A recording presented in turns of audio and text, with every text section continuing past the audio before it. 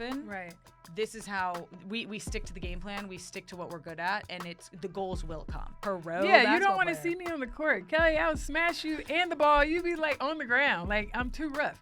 I can't slide tackle you these days, but I'd smash you on the soccer field.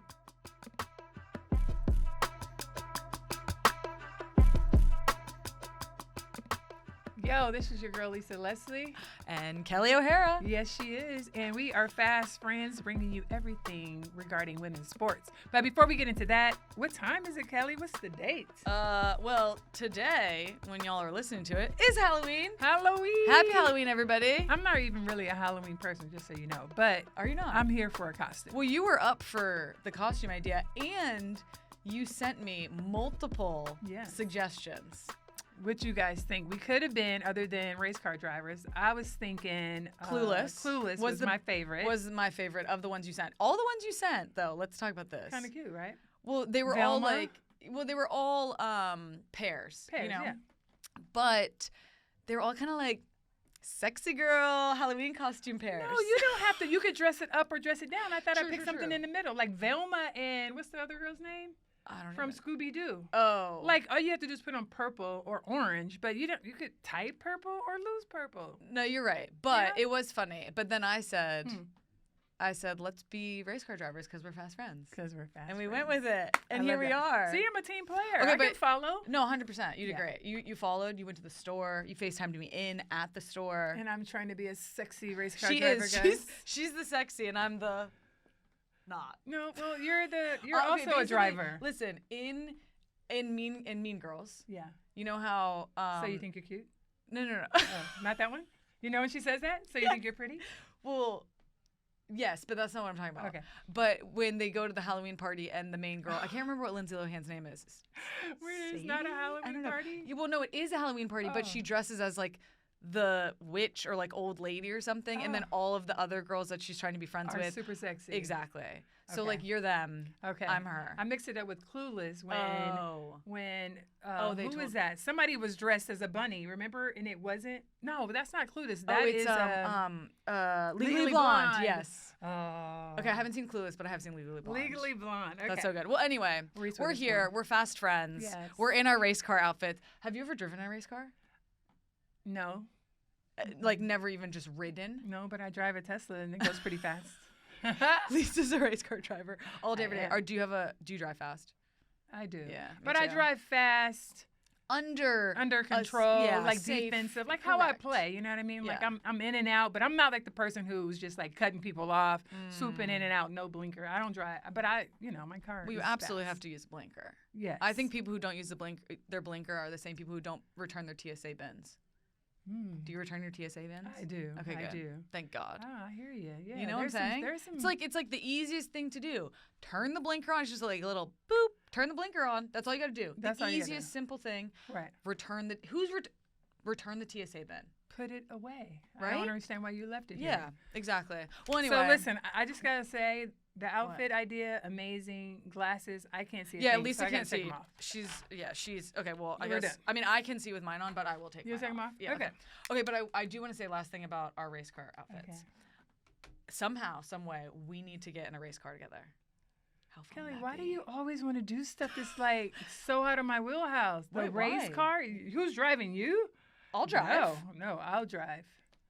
No. No, I'm in control. Like, wait, but you just said it's out of your wheelhouse. I drive. No, yeah, it is. Therefore, I have to be ride the driver. Oh. Because. Well, what if we? Do you think we could ever race each other? Do you think anyone would ever let us in two race cars on a racetrack race each other? Do you think it's possible? Anyone out there want to make our dreams come true? No. What? Don't say no. Let's do something better, like more fun. Better? Like, can we just go to like a resort and go hang out and like play volleyball in the pool? I'll smash you. Like something just more relaxed, Kelley. I know, but we're retiring. I know we can do the race car driving and then we can go relax. I just want to drive a race car. I've ridden in. I want to help you do that. Let's get into sports. What's going on? First of all, what's soccer. Going on? Soccer's been. I need some explanations on what's happening with soccer. Let's talk about it. The women in the NWSL have dispersed to the USA team. Correct. Or other countries. FIFA international break. Right. Yes. And now we have USA versus Iceland. Yes. Times two. Times two. They played them twice. Why? Why is this happening right before the playoffs? For sure. I can't help me. So again, this is an international break based on FIFA schedule calendar, Right. and FIFA plans their calendar years in advance. Okay. And I think that they negotiate, or not even negotiate, but they say, okay, you're going to have X number of FIFA windows in a year. And that allows national teams to know, oh, these are the number of games that we can use to prepare. These are the times that we can call our players out from club, because if it's a FIFA window, the clubs must release their players to their national teams. Okay, so can I ask this? Yes. Why can't we send collegiate players for just that little space and keep the pros to finish their actual pro league, their season? So we could still check off the box that, hey, here's some of our top collegiate athletes who would probably still kick some of you guys' butts. Yes. But meanwhile, back at the ranch, our pros are literally getting ready to go into the playoffs, and you're breaking up the team chemistry. No, you're not wrong. So, but what the issue is, or why it has to happen this way, is there are so few windows for national team to come together and work together. So they have to call in the team. Emma Hayes has to call in the team that she is going to be looking to prepare for down the road, right? Like, this camp is a celebration camp around winning the gold medal, but it also is the first camp in preparation for 2027. Okay. And that's just the way it goes. Like, the calendar for different leagues around the year is different. So England plays a different calendar than NWSL, than really? Australia. So yes. everybody's not on the same page. So everybody's always in a different point in their season, in their year, as individuals and as leagues, and then also as national teams, depending on how many players you have coming from the different leagues. Okay. So it really, I think from an outsider perspective, it does not make sense? Yeah. Okay, thank you. That's all. It asks, or like, it begs a lot of questions, but that's just the way it goes. Okay, that's fine. So let's get to the Iceland game, because it was really outstanding to see some of the women that obviously I learned most of their names and games during the Olympics, and to watch them come together. Smith's still hot scoring out there. Learn who Sears is, young player. I see there was two actually young players. Another girl name is Alyssa Thompson. Yep. So this camp was, like I said, two things. One, celebration camp of the gold medal, which is great. By celebration, you mean come work harder? Basically. Like, I think that it's so funny because congratulations on winning the gold. I know. Come back. I know. And I've been there where, well, actually, I've only done celebration camps that feel like preparation camps post a World Cup, because it's always like an Olympics is coming up, so you got to get ready. But after 2012, we back then, which I guess this kind of ties in nicely to what we're going to talk about later in WNBA, but our CBA had, if we won gold, U.S. Soccer had to do a 10-game celebration tour. And we didn't have a league in 2012. So we literally were just showing up for camps, playing, having fun, and then moving on to going home and not really worrying about it. Right. So this camp is different in the way of, it's a celebration camp. Like, it's a celebration moment. Games, the fans get to celebrate. I was at the game on Sunday, and they had these little gold medals that they were passing out to fans to wear, like little cool. like mementos and stuff like that. But the reality is, this camp is also the first step in preparation for 2027. So like you said, there's some new players that got called in. Yasmin Ryan, first camp. She got her first cap, which is super exciting for her. I obviously played with her at Gotham, and she's been having a great season this year. I think had a really good one last year. So to see her get called up, but then also get into a game and then had a first start in the second game, super exciting for her. I'm really proud of her. Hal Hirschfeld got her first cap. Alyssa Thompson has been in before, but she didn't go to the Olympics. She was at the World Cup, very young, the youngest player at the World Cup, but called back in after didn't get brought to the Olympics, called back in, and then scored in the first of the first game, scored the first game, which is that kind of a like, hey, I think why did she get left off? was it because you say this is the time? The players that are there now, this is their time. We have some that are kind of coming more towards the end. We have veterans. Yeah. And she's that next generation that's coming. Yeah, I don't know why she wasn't included in the Olympic squad. It was a tight squad, 18 players, 22 if you add the alternates, and I think it was just a decision made by Emma. But again, she's super young. She got the experience of getting to go to a World Cup last year, so to bring her back in, and she's last year was her first pro year, and she came straight from high school, so she's getting experience under her belt. And so to bring her back in, she got the start because there's a couple people who were on the Olympic team who weren't able to come to this camp, notably Trinity Rodman. So for her to be able to step onto the field, start, and then score, and score in a way that was cool. It was a great goal. I mean, I was freaking out on the couch watching this. So for her, this is really good because she can put, I think, whatever has happened in the past behind her. She's so young. She has so much ahead of her. But to establish herself, get called in, start, score, really, really good for her. Yeah. You also had your retirement ceremony. Yes, I did. So how did you feel about your national team retirement celebration and in comparison to your Gotham celebration? You're really being celebrated here, girl. Honestly, by the end, I was like, I'm so tired. I'm so overwhelmed. It was wonderful and such an incredible, I would say like 10 days of just being able to really lean into party. Yeah, celebrating and reminiscing and enjoying the company of a lot of people that I got to play with and work with throughout my years of playing soccer.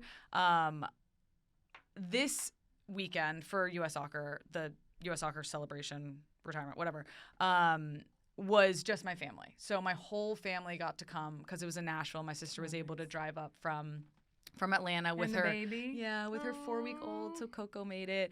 So yeah, it was the first time that my family actually got to be together since my brother got back from being deployed, which was like really cool. So I was really looking forward to that, the family time, and just enjoying that and kind of looking back on all the memories we got to make because of soccer.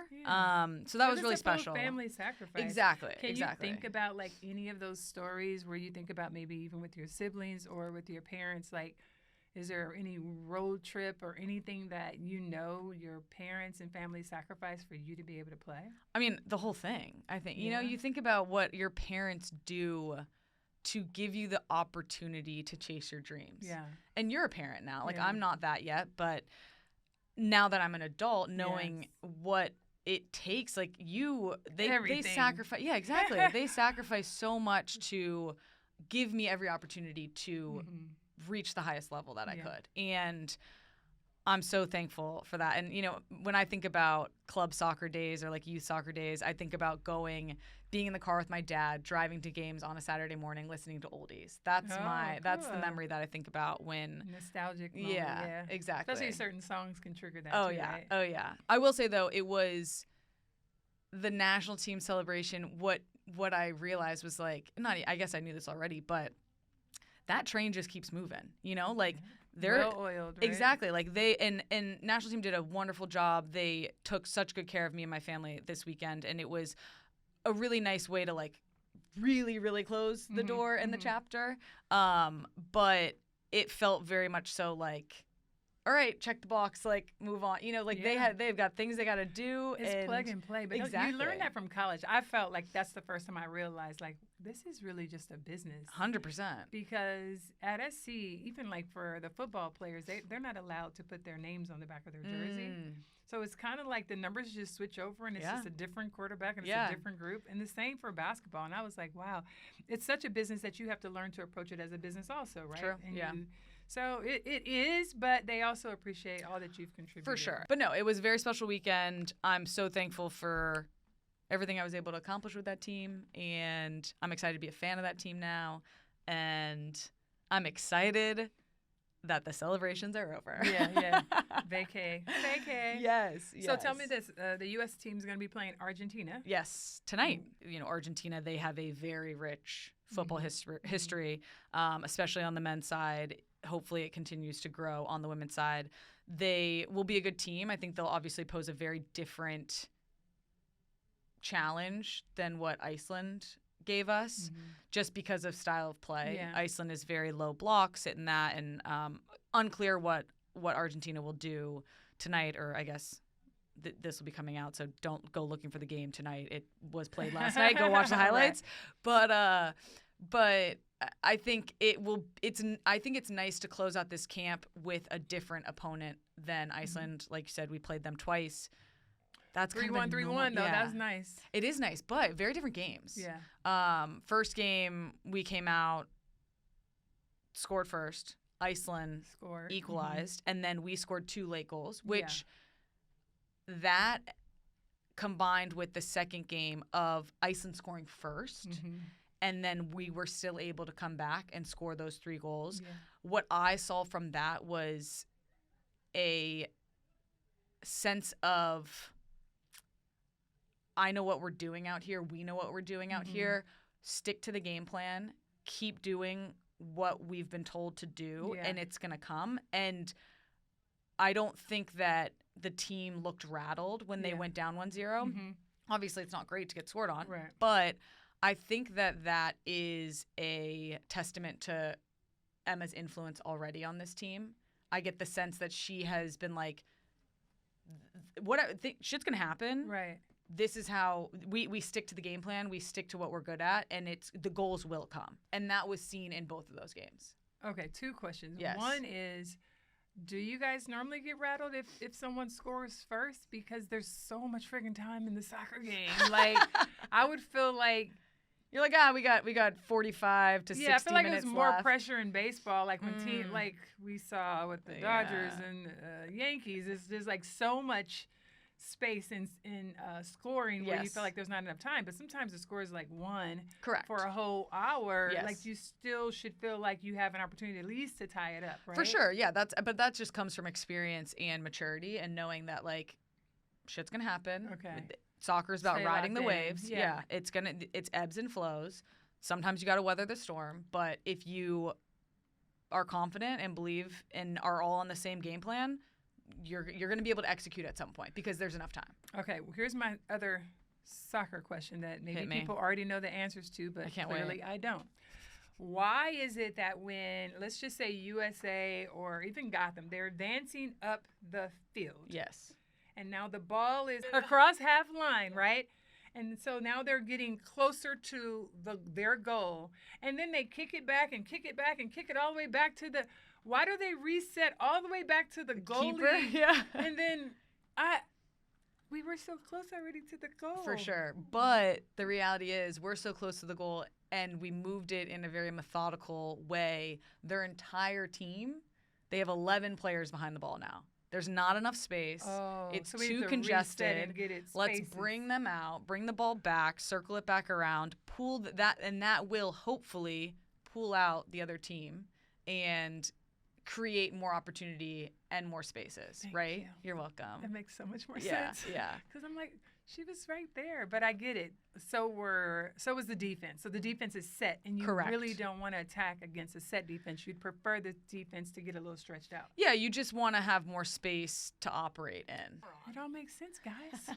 You're learning. This is so exciting. But I'm a very technical person, obviously through playing basketball. Yes. So in the way that when I'm watching a sport, I also need to understand why these things are happening. And it makes it more exciting and interesting when you're like, oh, I know why they're doing that. Yeah, but I never know, now I have a person that I can ask, a professional, guys. Yes. And maybe these are questions you guys think about at home too. I don't know, but yeah, maybe hit us in the more comments. I fall in love with soccer, I'm just always curious about some of the different strategic moves that are being made offensively and defensively. So this is great. 100%. I feel like there's always, as a casual sports watcher, there's the more that you understand about the tactics, about the technical things that are happening, decisions, why, like plays, it just makes it so much more interesting. Yeah. I have one last question. Hit me. When are the women coming back for the playoffs? That's a great question, Lisa, because we need them back, and it is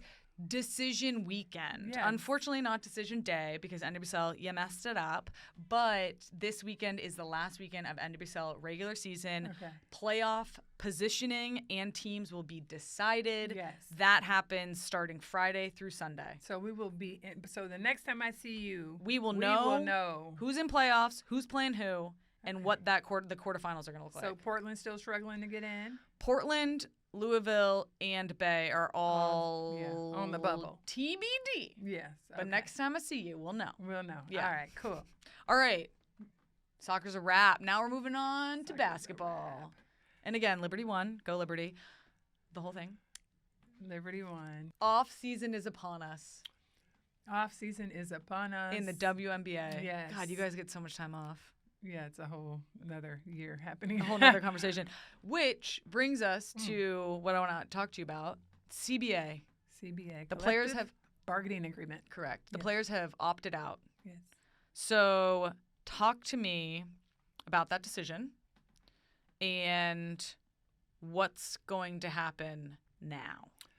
Well, I think everybody knew they would probably opt out because it's the time to do it. I think they put in a lot of time, hard work, equity, if you will, into the WNBA, made a lot of sacrifices, as has the owners. So we always got to remember it's 2-3 sides to all of this, right? You have the players who see that the league is increasing in value, increasing in endorsements, increasing in products, or like sales are up 600%. So with the numbers and everything going up, the players are like, okay, hold on, we want a piece of the pie too, 100%. right? But you also have to think about owners, which is the flip side, who's invested so much and who's lost a lot of money, right?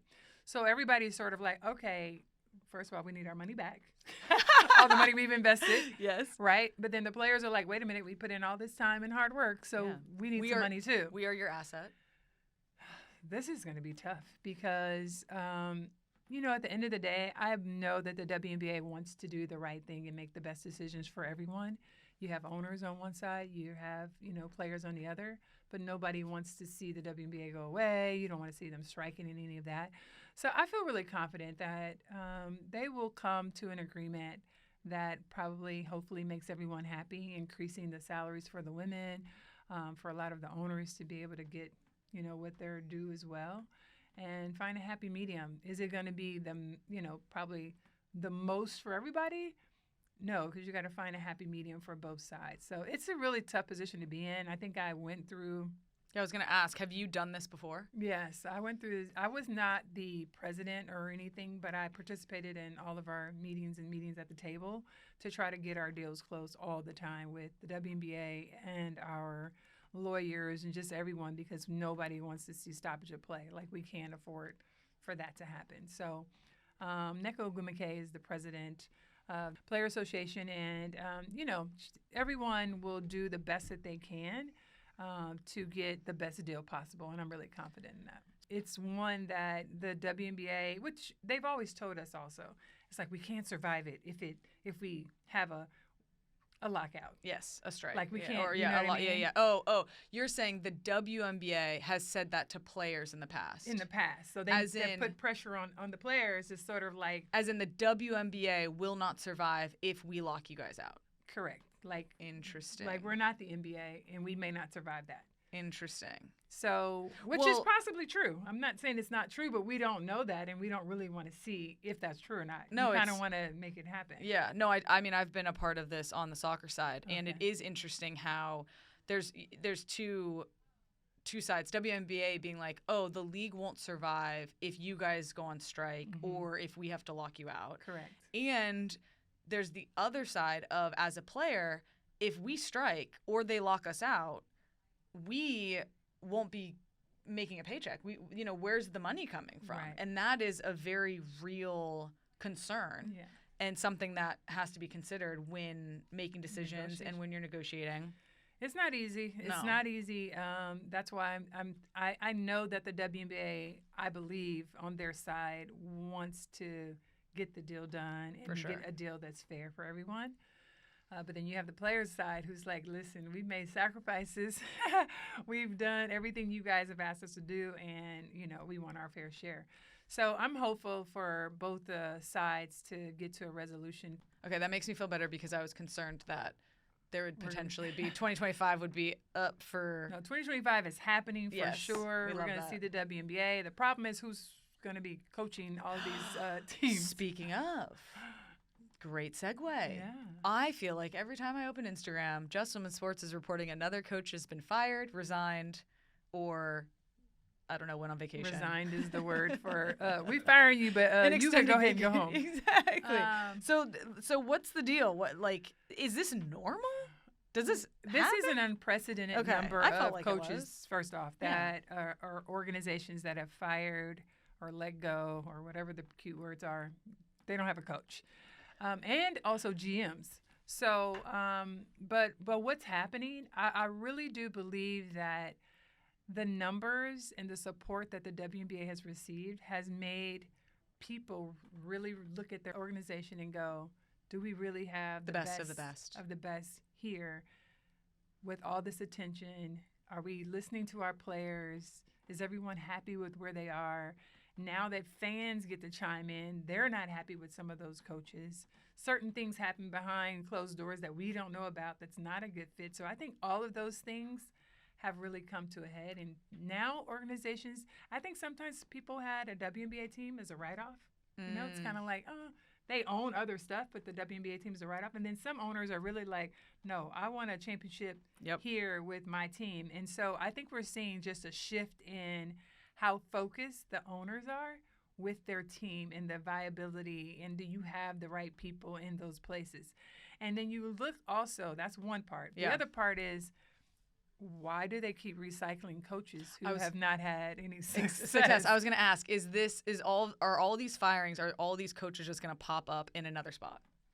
It's like a rinse and repeat. I don't understand that. To me, it's like if I've watched a coach for 10 years, 5 years, and you haven't had any success at a program, I have no idea why someone else would hire you to go over here and go, oh, no, but they'll be successful here. Like, actually, they're not. Completely agree. Because it happens in the NWSL. Yeah. I don't understand that. And then you can see coaches who've had amazing teams. Like, that's all the talent. I mean, that's all you could ask for with that roster, and you can't win. That's on you. But let me hire you over here and see if you can do it with less. We don't have what you had. Yes. But I don't understand it at all. So maybe we're going to see a whole new wave of coaches, or just a new wave of women having the opportunity to coach in the WNBA. Where will those coaches come from? The new wave? Is it college? Overseas? You don't know. I don't know. Is that I feel like is always the question people are asking. Where are we getting? Yeah. Well, because sometimes people have the assumption that if you just bring in somebody who played in the NBA or coached in the NBA, then you're going to get somehow a better IQ or better coaches, and that's actually not the case. 100%. Yeah. The WNBA is just like the NWSL. It's a certain league that it has a culture. And sometimes people understand what that is, and some people have no idea. And sometimes people get put in these positions where they are learning on the fly. Mm-hmm. Like, they don't really understand the culture of the league. And I think that's really important. You have to understand the culture. You have to understand each organization is different. Each city is different in how you connect to the fans. And sometimes they're just hiring coaches who, yes, they understand basketball, but do they connect? Do they inspire? Because coaching is not just I'm good with X's and O's. Correct. Coaches is how do I inspire you to go out and be at the best that you can be? And that's the difference to me. A lot of people who are coaches, they may be very knowledgeable, but if you don't inspire me to want to go out there and give my all, and yes, some of us that have made it at the highest pinnacle, we don't have to be motivated. Yeah. But you know that you've had teammates that's like, I don't like, they're complaining, they're whining because they feel like they need to be motivated to do this same thing every day. You're smiling because you know exactly what I'm talking about. But that's really the difference. You need coaches that really connect with players. Coaches got to be able to coach, manage, and teach.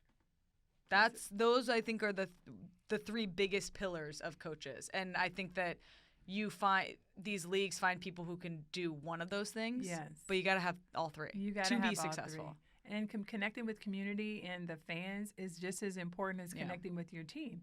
And those things are really important aspects that I don't know. A lot of coaches are lacking, and that's part of the experience. But I just really feel like the WNBA is at this point where there's so many eyeballs that teams really want to get it right. I love that. And it's off to them. Yeah, you know? as it should be. That's the best part about this. And I feel like as players, that probably feels really good because it's like, oh, these owners now understand that they have a responsibility to build their franchise, not just players, but technical staff, front office staff, support staff, build the best ecosystem to be successful, to have an opportunity to win a championship. That's it. And that's what I think that the WNBA is revamping. So to other people on the outside, they're like, what is going on? Like the WNBA is not playing.